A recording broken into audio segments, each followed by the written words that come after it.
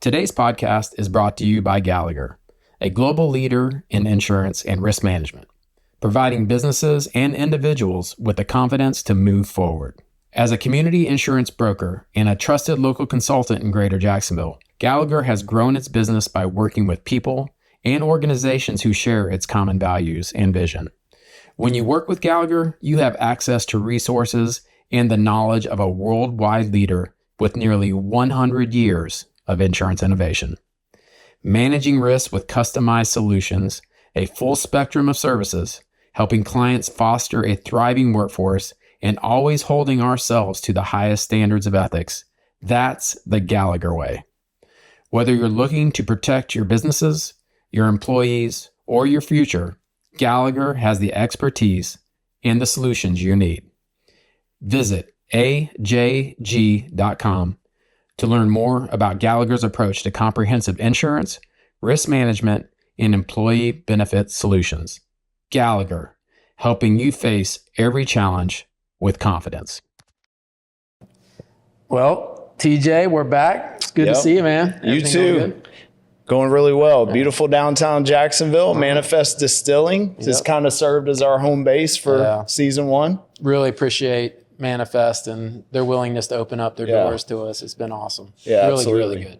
So I know you're probably still a bit jet lagged because you had a pretty crazy travel week. I'm catching up on it. You want to fill the audience in on where you've been and what you've been up to? A crazy 8 days. I was literally in Rome, Bologna, Frankfurt, DC, Vegas, and then Nashville in 8 days. Wow. I know. So building up some frequent flyer miles. Yeah, it was. So we haven't had a chance to talk about this since you got back, but just obviously I love to eat. Yeah. And I'm wondering, what was your favorite meal out of all the places that you've been over the last 8 days? Which was your favorite? What was it? What was it about it that was so special? Probably Papa John's movie night at my house. No, I love that. That's something that we do as a family. I love it. But probably Bolognese in Bologna that's hard special. You know, you're going to have pasta when you're there. So some good wine, I'm sure. Yeah, man. It was, they did us up right. It was really good. But so how are the girls? I was going to say, while you were gone, I was trying to figure out how to pay for this wedding that my oldest daughter has coming up in October. But we had some milestones with that, found a venue for her in Pinnacle, North Carolina. So people are going to have to travel a little bit, but it's going to be beautiful. And then she found her wedding dress. Nice. So she's so excited about that. I think I saw a picture of that. Was there one out top secret. Yeah, top secret. Maybe I did not see it. It cannot get out. I did not see it. Top secret. And but we're excited about that. She's got a lot of prep to do and planning for it. And I got to figure out how to pay for it. But it's going to be an amazing experience. Whitney doing good?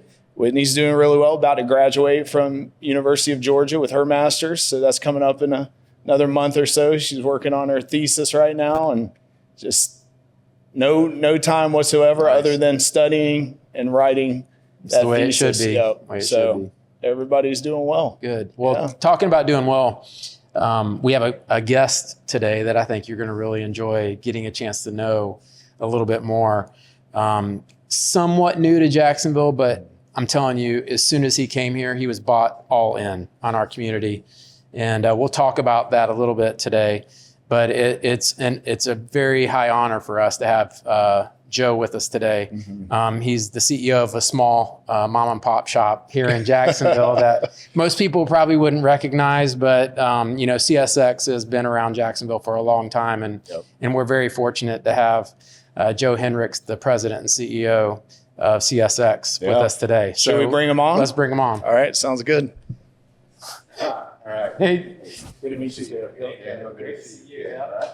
Thanks for having me. Well, we're glad to have you, and got a lot to talk about, and I'm looking forward to it. And this is just meant to be a casual, unfiltered conversation with leaders in the community that, do a lot for the community, and sometimes Jacksonville doesn't know who they are. They read about them in the paper or see them on the news, but don't get a chance to know them. So that's what we're going to do a little bit today. Well, it should be fun. Let's have some fun. Yeah. So starting off, Joe, tell us a little bit about your story. Where did you grow up? What was it like in your household? So I was born in Columbus, Ohio. I'm the oldest of 5 kids. And when I was 5, we moved from Columbus to a small town called Fostoria to Northwest Ohio, about 12,000 people. All right. So I love to remind my kids that I grew up in a 1,700 square foot ranch with 2 bathrooms, one for the parents and one for the 5 kids. And, then I get my dad, from your kids, but it's true. And what was interesting about Fostoria, it's a small blue collar town, right, but it was surrounded by railroads. Today it's on our map. Because CSX and Norfolk Southern, our competitor, both have main lines that run right there. And we knew when we were growing up, especially when you got a car or you got your driver's license, there's only one way out of town that didn't go over a railroad track. Because if you need to get out of town for an emergency or something, you knew which way to go. Right. And the bank robbers figured that out years ago. And that's how we learned about it. So I guess I was destined over, I waited 30 some years in the auto industry, but I was able to get to the railroads. It took me a while, but I'm here. So I had 5 in our family as well, and we had a very normal house where you had the mom and dad were over here, but it was a ranch style where there's one bathroom at the end of the hall, and 3 older brothers and an older sister, and fighting over that bathroom at times was pretty daunting. So. Thankfully, I was the oldest, but it was me, then 3 girls, and then 11 years between me and my brother. So 3 girls in between. So 3 girls is a lot, for a bathroom. I feel bad for y'all. We made it. So yeah, I grew up as an only child, so no sharing with anybody. But I spent a lot of time at Daniel's house as a kid, so I know I know what that struggle was like for him, just being over there. But wondering, you're from Ohio. I'm a huge football fan. Daniel's a huge football fan. Are you a Buckeye through and through? No, you're born in Columbus. Yeah. It's kind of, you have to be, right? When the babies are born now in the hospital I was born at, you actually are wrapped in a red blanket and it says Ohio State on it. That didn't happen, in the 60s when I was born. But season ticket holder. I've been for many years. Our youngest daughter went there. I was at the national championship game when they won this year. And of course, it's always fun. I remind my kids that it's really rare and special. 9 national championships in 100 and some years. So it's rare when it happens. You got to enjoy it. But football's fun. We're all waiting for the day when the Jaguars bring home that Vince Lombardi trophy. Yep. And it's going to happen. We're going to see it happen. I sure hope we do. I mean, I've known Shad Khan for 20 some years because of the auto industry connection. Right. And, he's committed to this community. You can see what's happening, of course, with the investment going in on the 4 seasons and the office complex, but also, of course, the stadium deal, which everyone was a big part of. And, it'll happen and it'll be magical when it does. It will, yeah. I'm excited about it. I believe in them. And I would tell you the fan base in Jacksonville, we've had a couple of those spurts where we went deep in a couple of the playoffs, and the whole town goes crazy. And I can't wait to see that, because with my job, it really is affected by the success of a sports energy, program. It does. And esprit, a decor, it brings a sense of, when the Cavaliers won, the Cleveland Cavaliers won their basketball championship in 2016, I think it was, in Cleveland. I know my wife's from Cleveland, and talked to a lot of people, and they were all downtown celebrating. It brought people together that would never be together. Yep. And that was one of the things that people talked about, was they were all downtown celebrating, and it didn't matter where you came from or what your last name was or how many dollars were in your bank account. Everyone was the same. And just euphoria and celebration. That's what's great about sports. It brings people together, right? A it brings people hometown together. franchise just brings people together, to your point, and just going to the games, and you can sit on either side talk to people you probably would never talk to, like you said, and it's really cool. We're the most optimistic fan base in the NFL too. Every year's our year, so we definitely win the off. We win the off season every year. Well, it's been a busy off season. Yes, it has. But it's again part of the Jacksonville community. We're very blessed. There's only 32 NFL football teams, and so to have one here is a treasure. And I was so proud of the work everyone did, including the mayor and the city council and the chamber and the Jacksonville organization, Jaguars organization, just to come about with a pretty major plan. I saw Commissioner Goodell at the Super Bowl this year, and we talked a lot about what it means to Jacksonville, what it means to the NFL, what it means to this community. So, a big deal. So anyway, sports are fun. Business can be a little fun sometimes too, but but certainly sports is a diversion and also a chance for people to come together and have some fun. So when you started off in your career, tell us a little bit about that, because you've had a pretty amazing career, and I want to talk a little bit about a couple of the stops that you've made. So when I graduated from college as an engineer, I went to work for General Motors because in Dayton, Ohio, I went to the University of Dayton. They were very prominent. The Flyers? The Flyers, oh, yeah. Exactly right. And I started out as an engineer, but I was kind of a little bit slow for me, so I asked to go in manufacturing. So I ended up being a supervisor in manufacturing and then working my way up. After 31 years in the auto industry, I ended up, having the fortunate opportunity to be president of Ford Motor Company. 200,000 people worldwide, $160 billion in sales, very complex business. But, along the way, you get to be involved, bring a lot of products to life. You get to be involved with making things and being a part of something that's, at that time was 100 and some years old. I eventually found a company that was even older to join, which is CSX. But just the journey, this is our 8th state that I've worked in, plus Canada and China for 3 years. So you think about all those moves. My wife, Maria, we've been married 34 and a half years. She's been with me that whole time, been a great partner in that. And, we've been blessed to experience a lot of different things, live in a lot of big cities, right? But also experience a lot of different things. And also you get to a point in your life where you get to a point where you want to do things you want to do with people you want to be with, and you want to live where you want to live, somewhere where you want to live. So that was how we ended up in CSX. I retired as president of Ford 5 years ago in 2020, right before COVID hit. And I was doing some board work and enjoying life for a little bit, kind of much off the grid during COVID. And then got this phone call, and would you be interested in talking to the board about this? And really, it's been a blessing. I mean, we really love living here. My wife really, she loves to be outside. So 12 months a year, you can do things outside. People have been great. We really worked hard to bring CSX back to the position it should hold in this community. And we're the largest public company headquartered here. And it's really about our presence here and all different facets, not just, giving money, but participating in things and being out there and leading by example. Yeah. And we've tried to do that. Well, you have, and it's obvious that CSX was a community darling for many, many, many decades. And, obviously they had the hostile takeover, and it really pulled back. And then when you came back in, it was clear that your team knew you wanted to be part of community.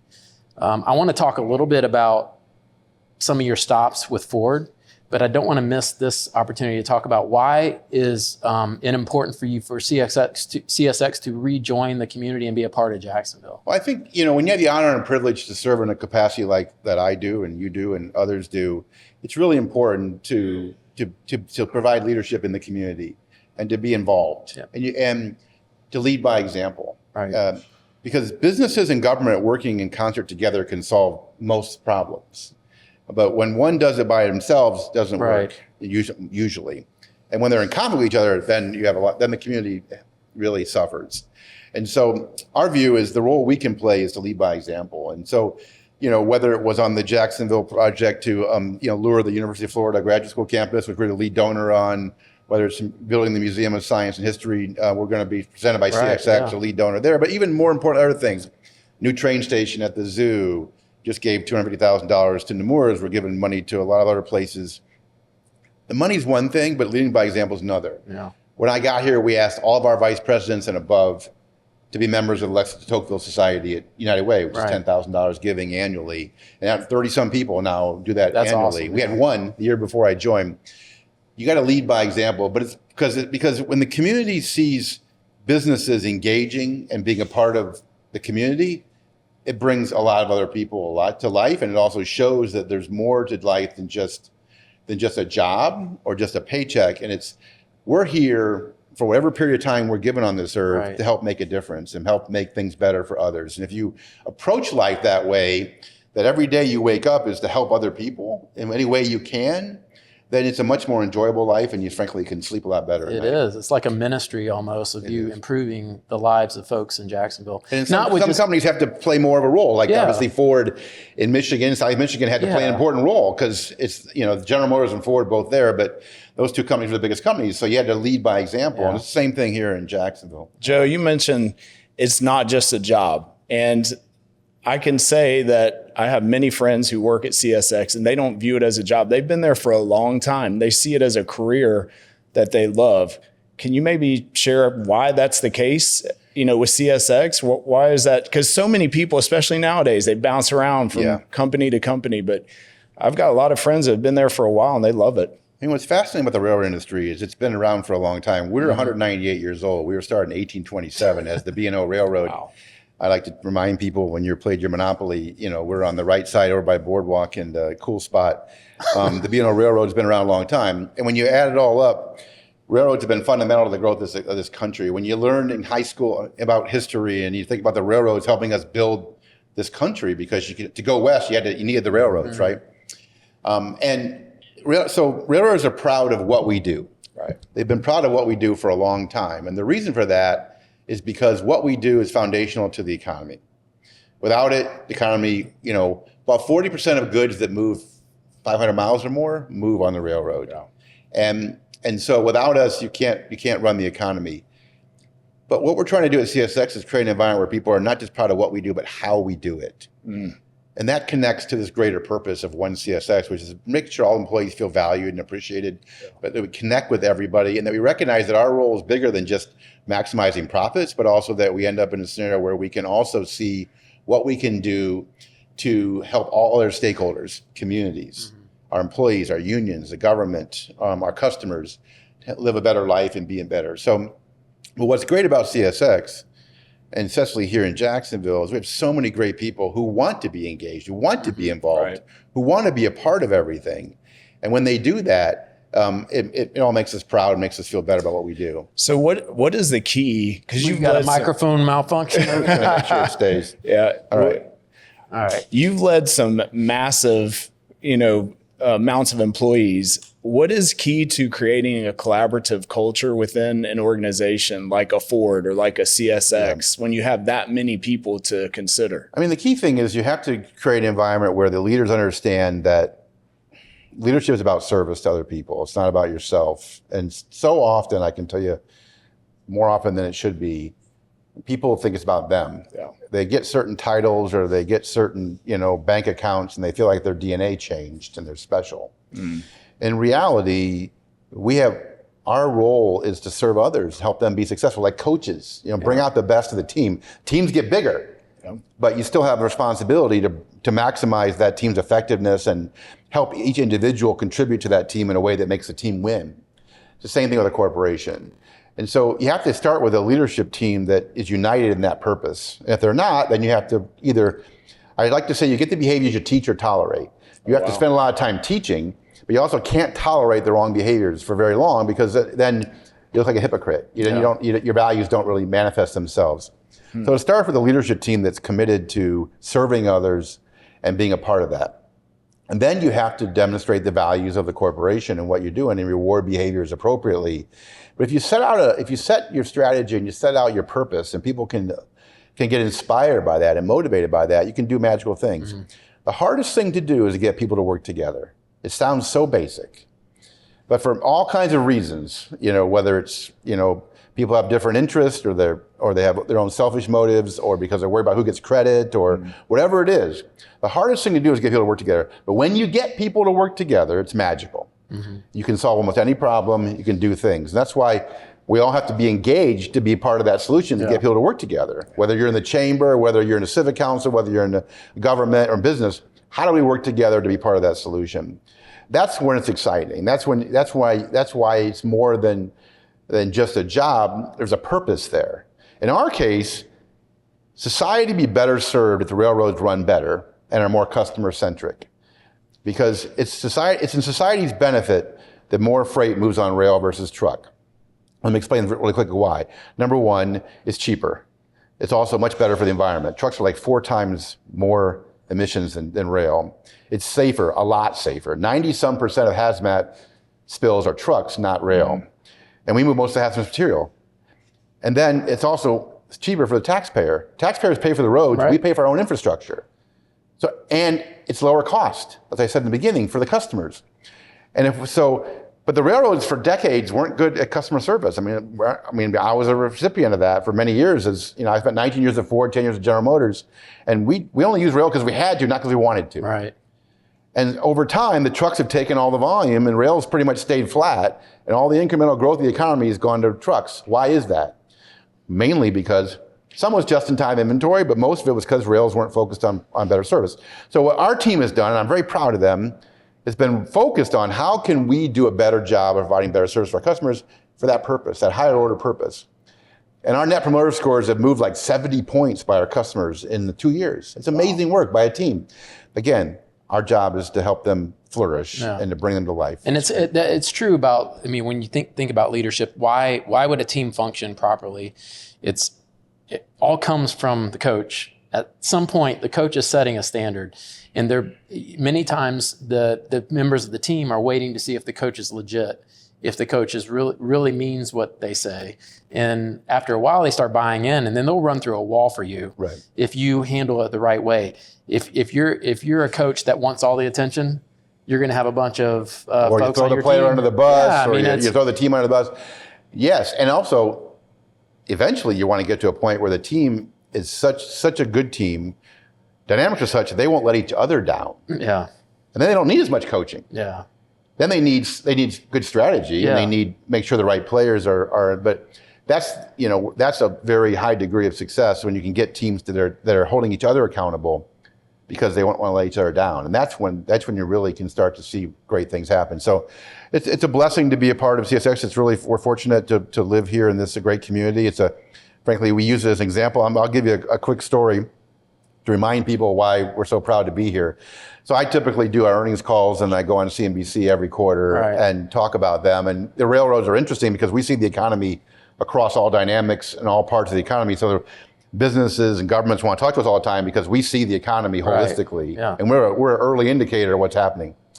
So we usually do it outside because we want to remind people we're in Florida, blue skies. And we usually have a locomotive parked behind me out in West Jacks where we typically do this. I'm outside. And I'm like, we got to remind people subtly that we're in Florida. So in the spot we always do it, where I had the team plant a bunch of palm trees. That's awesome. So now when I'm on CNBC, you see me with blue skies and sunshine usually, with a locomotive behind me, but also a couple of palm trees blowing in the wind. A subtle reminder of, hey, we're in Jacksonville. You're always sending a message. We're all in marketing. We are. We're all in recruiting. So you gotta attract the best people, and Jacksonville's a good place to come. That's awesome. And before we get back to Ford, because I don't want to miss that. Right. You told me when we first met how important it was for you to be in the field with your people, to understand what's happening in the trenches. And could you tell TJ a little bit about what your philosophy is there? And then maybe, is there one time that you were out in the field that sticks out to your mind with some of the folks that you met? There are a lot of them, but yeah, I try to get out every week, and I randomly show up where I can, and I go unannounced always, because if you tell them to come in, all of a sudden there's fresh paint and everything's been mopped, and you only have your people to talk to, the people they want you to talk to, and everybody's got new clean vests on and everything. Right. So I go unannounced, and I always go by myself, and I just show up and start talking to people. And then once I get there for a little while, the managers figure out where I am, and did they not know who you are? No, they figure. Well, when I first started doing it, they didn't. I would tell them, I'm Joe Hinrichs, but they didn't know who I was. And that's not a problem now because my face has been too many places. But when I first started going out, we'd just be, I introduced myself. Hey, how's it doing? I'm in Jacksonville. What can I do to help? Tell me how it's going. What's it like working here? Tell me I'm new. That kind of thing. But what's really funny, early on, I went on a night shift in Cincinnati. I go at night sometimes too, which is kind of fun because it's different group. I flew to Cincinnati, went to a night shift. Cincinnati is one of our 5 hump yards, which is big, like Waycross is a big facility for us in Georgia. And Cincinnati, so I'm up on the hump yard where they're pulling pins, which is what you do, like gravity, to separate the cars. Mm-hmm. And I'm talking to the guy, and he's telling me about his experience. And it was like maybe 3 months into the job. So it was cold. It was December, January. I started in September. And he was like, let me tell you how bad it was, here. I was so disenchanted. I was so disgusted. I was so unhappy. I wasn't doing my checks. I was like, screw this place. And he's confessing to me, like, wow. And he's like, and then a train derailed. because of it, and it was my fault. And he said, I went home that night, and if my mom ever knew, she'd come and she'd spank me, and she'd be embarrassed. And I said, Wow. He said, I can't be that way anymore. I'm not going to let someone else make me that way. He goes, that's how a lot of people felt, how they were being treated. In the dark time? In the dark time that, is talked about a lot around here. And related to that, one of the reasons why I always wear something with CSX on every day is because when I first got here, I heard a story from some employees. I asked them, like, what's it like to work here? And they said, well, let me tell you, prior to 2017, we were always wearing our CSX stuff out. And every time someone saw, oh, you work at CSX, great company. Yeah. Oh, that's awesome. Yeah. And then these two people told me we stopped wearing anything with CSX on and going out in the public. And we pulled back from everything we did in the public, and we shrunk the company significantly. And none of us were proud to work at CSX anymore. I'm like, that's awful. I said, we're going to change that. And you really? I said, yeah, we're going to change that. And so just like with the Jags we were talking earlier, when you're a part of a team or you celebrate a team or you're proud of a team, what do when you're part of that team? You promote it, right? You promote, you wear the gear, whether it's Ohio State Buckeyes or Jacksonville Jaguars or whatever it may be. Yeah. And the same thing about CSX. And so now you see it everywhere.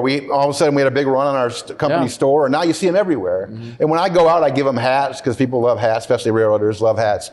And it's just about promoting that pride of who we are, and now you'll see us back again. I mean, everywhere in the community, you see CSX all over the place. But it's about creating that environment where our people can be successful, because that's what our job is, to create an environment where people can be successful, work together as a team, and do great things, which will reward all of our stakeholders, including the community, which is an important stakeholder. I think it would be super cool to show up and just see how long it takes to like catch undercover boss situation. Mustache. It's fun. So normally the managers eventually find out, and all of a sudden they show up. And I would too, by the way, if I were out there. But the one time someone leaked, because I have to tell security where I'm going. The one time the security guy told somebody, we've taken care of that, but and I showed up, and all of a sudden it's 7 o'clock at night. And every time I turn the corner, there's a manager, like 7 managers. You're like, there's not 7 managers. They all stayed and they all waited. And I'm like, guys, come on. And I'm stepping around puddles. I'm like, someone was mopping. I'm like, are you serious? Yeah. So I pulled them all together. I said, all right, let's be honest here. And they confessed. So that hasn't happened since. But it has to be genuine. It has to be real. It does. And I found out a lot. So I found out, because when I first got here, for those that don't remember, and we don't want to really remind everybody about it, but the day I was announced was the day that, after 3 years of arguing and fighting, the 12, 13 major unions in the rail industry and the 6 Class 1s reached a tentative agreement on their union contract. It took 3 years to do a 5-year contract. So 3 years into it, no one's gotten a raise during COVID or anything. Our employees are miserable. They're upset about it. I walk into that. When I'm out in the field, I'm talking about that angst about that is just so intense. Not feeling valued, not feeling important, not feeling cared about. We gave them to them in arrears, but still didn't feel the same, didn't taste the same, right? Yeah. And it was forced by a President's Emergency Board and Congress having to vote on the deal, everything. So this time around, 2 years later, because we were 3 years into a 5-year agreement, I went to our people and said, we don't have to do this. We've been doing this. We've been fighting since the 1800s. But we don't have to. It's a choice. Why don't we get together early and let's see if we can get this done early. It's never been done before. Wow. And we did. Last summer, we got 10 of our 13 unions reached agreement, months before their contract expired in December. And roughly half of our people have already ratified agreements before they even expired. Right. You can change things if you want to. Right. Yeah. But I felt that intensity, and I committed to people, we go work on it. Let's go fix that problem. Again, if you value people, you got to lead by example, and you got to show them what's important. That's evident. So let's talk a little bit forward. Okay. With your Diet Coke. So we usually have maybe a cocktail, but today we're going non-alcohol. And TJ and I got a Red Bull, and you have a Diet Coke. So we're going to make sure. I just never acquired the taste for alcohol. And every time I saw, when I was younger, saw people with a lot of alcohol, wasn't proud of the outcome of that. So I'm like, there's got to be a better way. And so I just never have drank. My family does. My wife loves wine. I'm happy to be around it. We have a great bar at our place that's stocked with all kinds of good stuff that's more expensive than it should be. but I don't drink it. So Yeah, I enjoy it every once in a while. Yeah. But yeah. well, if you're in Italy, you definitely. Yeah, we did. I'm headed to Portugal in a few weeks, and I've been to Italy many times. My mother's parents immigrated into the U.S. from Italy, from Florence, actually, outside of Florence. So my mother's a Finelli, so I'm half Italian. So yes, it's fun. So T has a question for you on Ford. So you always hear about, and especially down in the South, the rivalry between Ford owners and Chevy owners. Yes. Is that a real thing? It's Like, very was real. that something that It's you very real. experienced when you were? It's very real. I mean, Okay. they don't like each other. It's Hatfields and McCoys, General Motors and Ford, Chevy and Ford trucks. Rams kind of put themselves in there a little bit, but Chevy and Ford trucks. It goes back a long time. And it's real. I worked for General Motors for 10 years. I would not have gone straight from GM to Ford. I didn't. I actually went to be a partner in a private equity group for a couple of years, and then Ford recruited me. And so I wouldn't have gone direct because it wouldn't have felt right. Right. Yeah. It's very real. Ohio State, Michigan, Chevy, Ford. I mean, Hatfield, McCoys, they don't like each other. Yeah. And oftentimes we had to be careful not to be too obsessed with fighting with each other and losing the bigger picture, which there's still Toyota and Hyundai Right, and yeah, Volkswagen and Ram and all these other companies. It's very real, whether it's on the racetrack or whether it's in the showroom or where it's for people. It's very real. Ford was founded in 1903. GM was founded in 1908. And Ford dominated the first 20 some years of that relationship. But then, Henry Ford got stuck in his ways. And so, you could get any Model T or Model A you wanted, but as long as it was black. And General Motors said, well, you know what? We got a different plan. People are starting to want different things. So we'll offer you different brands, different makes, different colors, paint schemes. And then General Motors took off and Ford got into trouble in the 40s post the war. So you can see how the fates have changed. They've been fighting each other ever since. Yeah, I mean, it's good. It's good fun a little bit in some respects, but at the same time, it's very real. Do you own both at this point? Are you one or the other? I do not own I do own a few cars. I do not. It's funny you ask. I do not own a General Motors product. Okay. And they were good to me. I mean, they sent me to business school. They gave me a scholarship in undergrad. I mean, I feel a sense of purpose and commitment to them. Sure. But it wouldn't have been right, Yeah. And I own a bunch of Fords. I told him you had one of the new Broncos. I actually brought the Bronco back. Okay. So I was the one that fought for years to bring the Bronco back into the lineup. Oh, wow. I have a number of them. I have 4 Broncos. I have a 74 original, red with a white stripe. It has the Explorer series. That was the Explorer name was first on the Bronco. I remember that, yeah. And then I have 3 of the new ones. I've got a Bronco Raptor, which is fun. I have a Bronco Raptor here with a 1 CSX license plate. Only one in Florida. So I have a Bronco Heritage unit, which is a 2-door yellow with a white top and a white grille, which is I have VIN number 8 of that one. I have VIN number 66 of the other one because I was born in 66 and Bronco was born in 66, so I wanted 66. And then I have a Ford. I have a what else? Oh, I have a regular base model.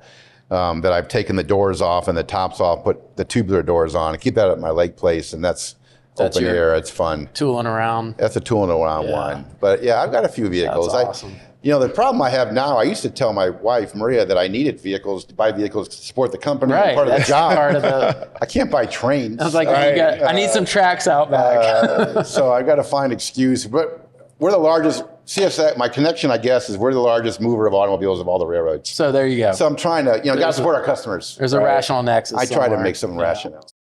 This episode is brought to you by Tico Peoples Gas, delivering safe, efficient, and reliable natural gas that fuels Florida since 1895.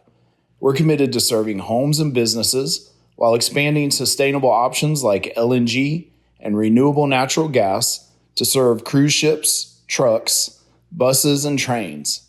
Learn more at floridasenergy.com. I have an off-the-wall question about a Bronco, and I don't know if I should ask this or not, but I think some of our audience would probably be in the same position that I'm in, just wondering, the OJ Bronco situation, how did that impact? Well, it certainly wasn't something we wanted. Demand went through the roof. So the first generation Bronco was launched in 66 and went to 77. That's the smaller one. That's the one everybody wants. In 78, Ford upsized the Bronco and put it on the F-150 platform, which made it bigger. That's the bigger one. That's the OJ Bronco. Yeah. From 78 to 98, that was the Bronco. And then 98, Ford launched the Expedition, which is also on the F-150 chassis. But then the Bronco went away until we brought it back after I left in 2020, but I was working on that. And so the OJ Bronco is famous because of the big white Bronco, not for all the right reasons. But at that point, when it became somewhat famous, Bronco was kind of the end of its life anyway. Okay. And then Expedition took over because I think it was, mid-90s when all that happened. In 98, it was gone. So it didn't really have that much of an effect. But believe me, people still bring it up, and it gets a lot of conversation. People like me, right? Yeah. I don't think you can get an all-white one like that anymore because I don't think anybody wants to. Nobody wants to drive around a big white. I would have, if you would have said, what are you going to talk about today with the CEO of CSX? I never would have put hashtag OJ. Well, we got Bronco. You're welcome. Orange juice, Florida. Right. There you go. We'll try and make a connection. It all works together. We'll try and make a connection. It is, it is, the Sunshine State. But, it always gets to vehicles somehow because people love cars, love talking about them. Yeah. You were in Italy, so you got to see some pretty special cars. And, there's just something about it. Vehicles are pretty cool. People like talking about them. So you were in China. Yes. And so when you look at that market versus the U.S. market, clearly there's different demands. What was something that was different about being in Asia with an American vehicle that you're trying to get to the market? So I went there end of 09, left in 12. We put together a big plan, built 7 plants in China, and we went from 14th in market share to 5th in 5 years. Wow. Pretty amazing. And the best-selling car in 2015 in China was the Ford Focus. Wow. Like a volume car, not anymore. So we had a pretty phenomenal run. I mean, China is so different. To do business in China as an automotive company, you have to have a joint venture, 50-50. Mm-hmm. So 50, it has to be and then all technology and funding has to go through the joint venture. So the joint venture ends up learning how to do, and that by translation starts to teach the Chinese how to build automobiles, which they've done a great job of. So that part's number one, is very different. You're partnering with a state-owned enterprise. Yeah. In our case, we were mandated who to partner with, and so our partner was Chang'an, which is headquartered in Chongqing, which is in the central part of the country. China has 4 city-states. Like we have Washington, D.C. as a city-state. They have 4. Shanghai, Chongqing, Tianjin, and Beijing are not in a province. They're themselves a city. And so you have to know the politics. So just like you'd expect, the government's involved in everything. And so it's just a different dynamic of decision-making and processing. But at that time, they were very interested in learning and they were very interested in growth. So we were able to do a lot together by just working together to be focused on growing, which we did, and profitably growing, but then the market changed and Ford didn't react, 10 years later. And now it's become dominated by the Chinese again. And largely because they've gotten a lot faster and a lot cheaper and a lot better. And but it was a fascinating 3 years. I'm very proud to say I'm the only American ever to win the Shanghai Pudong Business Person of the Year award. Wow. And that was as a result of all that growth and that success we had. And Hinrichs, I can speak a little Mandarin because of those. That was important to just show an effort. Yeah. Because all the Chinese in grade school have to learn how to speak English. Every single one. There's no private schools in China, by the way. It's communism. So everybody goes to the same schools, no matter who you are. Right. Unless you have an international passport, then you go to the international schools like our kids did. So everyone learns English, but most Americans or others who come over there don't make an effort to learn Mandarin. Right, it's hard. It's very difficult. Yeah. But I made an effort so I could start speeches, I could talk to politicians, and I think that made a difference in how you connect with people. Because connecting with people is really important to be able to get them to do things you want to do. I mean, people are human. They're human. They want to be shown respect. Yeah. Want to have some joint connectedness, and also want to make sure that you're real about and genuine in what you want to do. Did the whole family go? So our kids were our oldest 2 were in high school at the time. So we I was there 3 years, and they came for 1 school year. So it was very difficult. So 2 of the years I was there by myself, and I flew home for 1 week into the U.S. a month. So I was in China for 36 months. I did 37 round trips, Detroit, Shanghai. Oh, wow. My goodness. So that's a lot of time in the airplane, 14 and a half hours each way. That and other reasons why I have over 2 million miles on Delta. Right. But they had a great experience. All three of them, when they wrote their college essays, focused on their time in China and their experience. And it's fascinating. My kids were in sports, and they were part of an Asia league. And so the championships we held in different countries. Like my oldest daughter played basketball and track and tennis, and the championships were in Seoul, South Korea, and Manila, Philippines, and Shanghai. I mean, what an experience our kids had. And they got to see so much of we traveled a lot while we were over there. Because once you're on that side of the earth, you're like, hey, we got to go to Australia, go to Thailand, go to Japan. We took them everywhere. So Joe, you mentioned how everybody loves cars and they want to talk to you about cars. Do you have any special cars that you own? I'm sure you do, but what would be your favorite one out of all the ones? Where do you keep them too? I mean, we've talked about the Broncos. Yeah, what else do you have? Fortunate to have a number of cars. Well, I'm actually trying to get a place here. I bought one of those wheelhouse units here. I'm having it redone so I can bring some out here because the weather's so great. Yeah. And I want to bring them down here, but I'm not finished with that yet. It's taking a while to get permits. But if you saw the movie Ford versus Ferrari, you know the story about how Henry Ford II thought he had a deal to buy Ferrari. Man, I wish he would have, because I would have had 19 years of working at Ford. But Enzo Ferrari backed out. So Henry Ford II said, we're going to build a race car program, get the best race car drivers and the best car builders in America, and we're going to beat Ferrari at Le Mans, which has never happened. Le Mans was Ferrari's, showcase. And so that program started, it's famous. And then in 1966, after a couple of years of trying, they finally won with the GT40 program. What most people don't know is they also won in 67, 68, 69 for 4 years in a row, embarrassed Ferrari. Ferrari was the dominant race car team. You go back in the 60s, hard for us to remember now, but in the 60s, the most popular sports, early 60s especially, were baseball in America. Baseball, boxing, and car racing. Yeah, that's hard to believe. NFL football it was just in its infancy. Yeah. Most of the teams started in 1960, so they were just getting started. And so racing was a huge deal. So anyway, Ford wins 4 years in a row, drops the mic, doesn't go back because it's expensive, and they improve their point. And but when those of us who were running the company, coming up on the 50th anniversary of that, 2016, decided, why don't we go back? Let's build a car to race against Ferrari on the 50th anniversary at Le Mans, and let's go back and win. That's a tall order. Yeah. And so we secretly developed a car, a Ford GT, that was modern, that was designed basically to win Le Mans.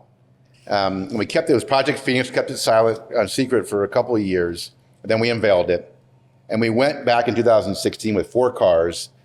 One of them had a transmission problem, and we ended up placing first, third, and fourth. I was there, got to drive the track, pretty special. And we placed first, third, and fourth. Ferrari placed second. Wow. So we won. It was a big deal. Get to sing the national anthem while the podium's going with the trophy and everything. Man, how cool was that? It was really cool. I was tired. It's 24 hours of staying up, but it was fun. So you have to manufacture those cars though, right? Yeah, so we manufactured them. Multimatic built them for us. They're carbon fiber. It's a race car. We had to sell 250 of them a year to compete at Le Mans in that class against Ferrari, because you have to sell a minimum of 250 cars. Right. So we started selling 250 of them. The first 3 that we built that year, in honor of the win, we built in the race livery, the red, white, and blue paint scheme of that winner. And I have been number 3, and there's, and so you can't buy those. That's crazy. And it's really cool, and it's pretty special. Who has been one and who has been Bill 2? Ford has been one, and he's the chairman of the company, and his family's name is on the building. And I was president, but the CEO at the time, Mark Fields, has been number 2. So it's a pretty special car.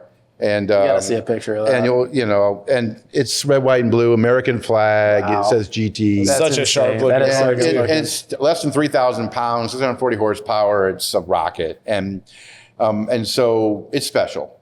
You can't buy it, and there's so many car collectors out there that have wonderful collections, including the Brumos collection here that I've been through with Dan Davis, and so.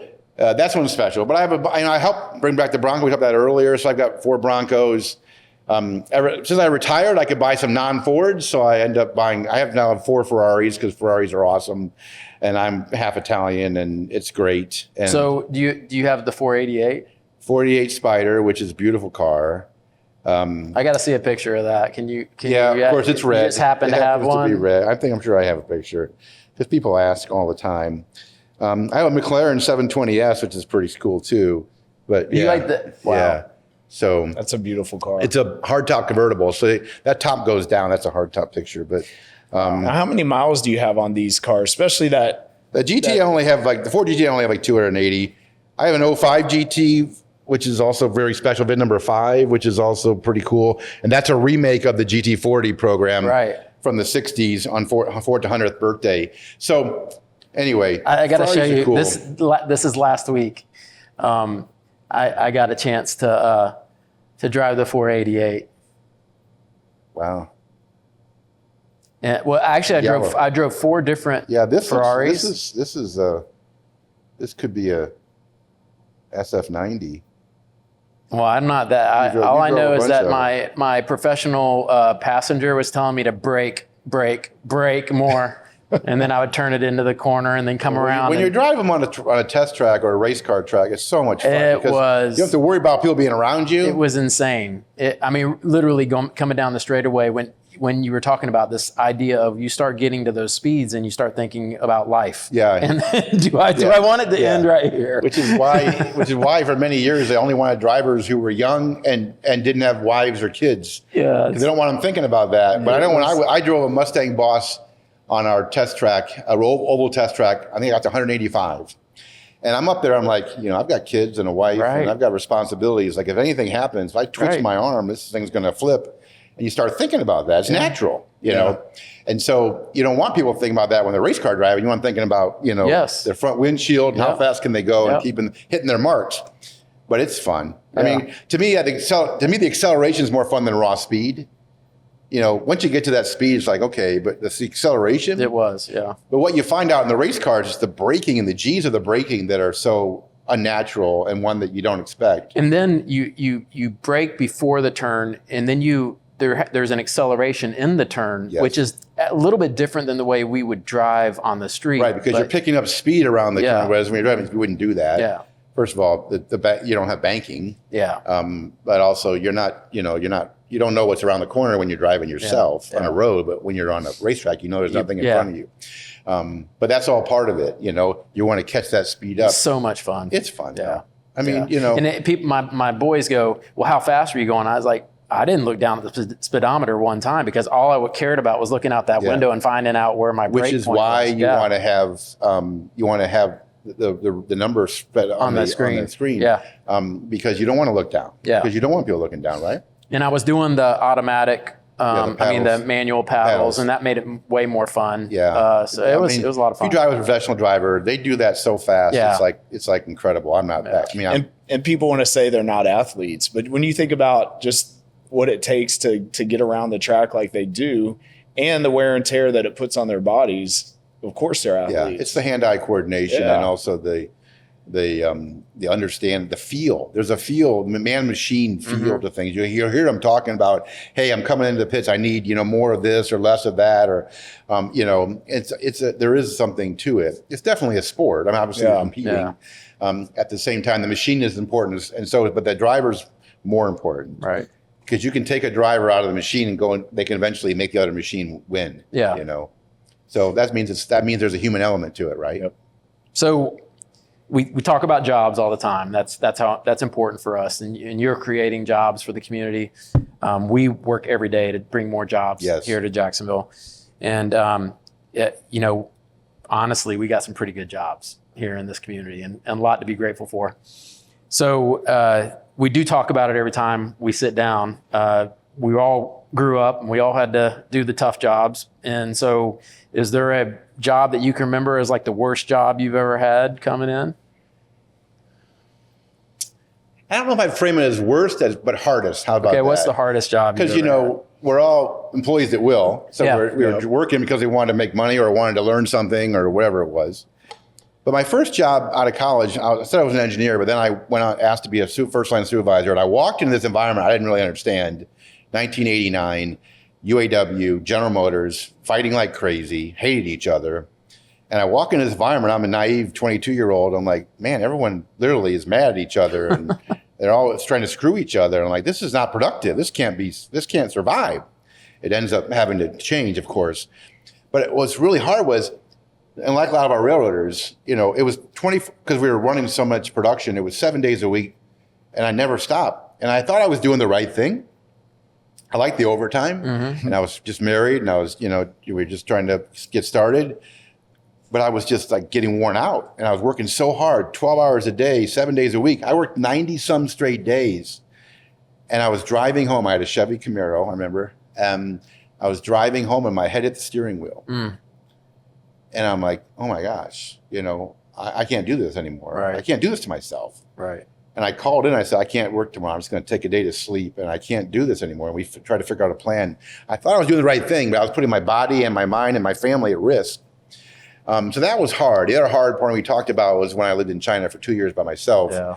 On the other side of the earth, when my kids are in high school and they're experiencing that you miss dances and birthdays, and it's just hard. I mean, I'm blessed to have had their support, but you miss them. That's and brutal. It's really hard. And the hard part was I had agreement where I came back for 1 week every month to be at Ford and go to board meeting stuff, and see my family on those weekends.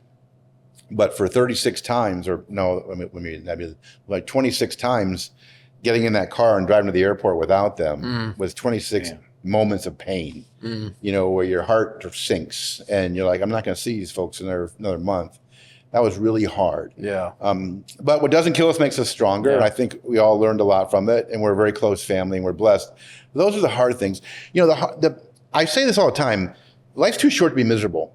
And what you find most time is when people talk about their worst experiences at work, typically has to do with a manager or a boss.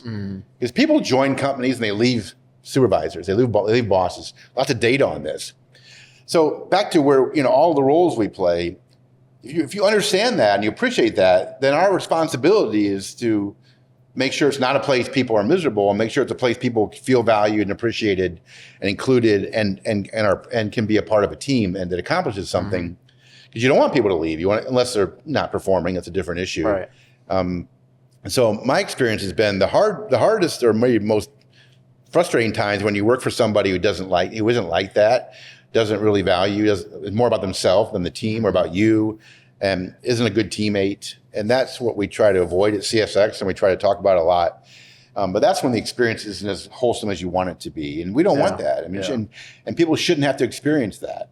And that's not. You can take those hard experiences, the tough situations, and when you bring those back to your management style, you've learned so much from that to make sure that doesn't happen where you are now. Exactly. And that's I've said it earlier, but there's too often where people get these promotions, they get these titles, and they think they're better than other people, or they're different. And you never lose that grounding of the real work gets done where the value is created for the customer, and those are the people you're here to serve. And you can never lose sight of that. If you lose sight of that, then shame on you. Yeah. Because we get so many years to live, and we should contribute and make it as good as we can. So I never forget that, and I think that's one of the things that makes it exciting to be a part of. Yeah. I go back to, I lived in a small town.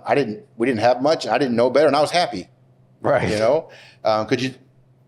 If you got a meal when you come home, your parents love you, and you can play some sports. You got some friends, go to school. You can sleep at night. Doesn't get much better than that. What else do you need? Yeah. We got to get back to focusing on what's really important, and that is helping other people, creating environments where people can be successful. Communities like Jacksonville, companies like CSX, and how do we do that in a way that is proactive and productive? Super, super good. And I can tell you, I want to be a leader like you. I want to be someone who cares deeply about the employees and deeply about my community, and where it changes the way they look at coming to work every day. And I think it really does make a huge difference. I mean, it's clear the change that's happened since you've come to CSX is an overnight type 180-degree turn. And I just want you to know that TJ and I are both honored to hang out with you for an hour,